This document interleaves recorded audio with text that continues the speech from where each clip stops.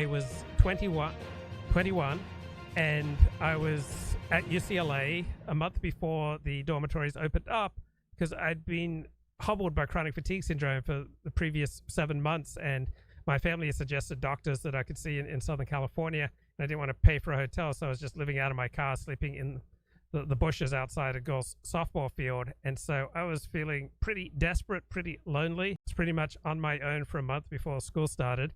And so my primary companion was my radio. And so I listened to a lot of talk radio. And then on Saturday and Sunday nights on KBC radio, I started listening to Dennis Prager. And this voice, this commanding manner, this charisma, this confidence that spoke to me, it sounded like this was God speaking at Mount Sinai. And so I was in desperate need for a virtual friend. And I was in desperate need for a virtual father figure because I didn't have much of a relationship with my own father. So I needed comfort, security. I needed something. All right. And so I was in a state of pretty high anxiety. I was in a state of depression. My life had just fallen apart due to my ill health. Well, all my plans amounted to nothing. I was looking for a way to try to make sense out of life.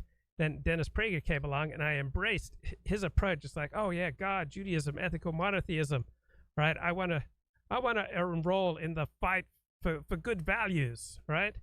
And so it was absolutely intoxicating for me, and it gave me meaning and purpose and transcendence. I had something to live for, and I felt like, I had someone, Dennis Prager, understood me and who was a good role model.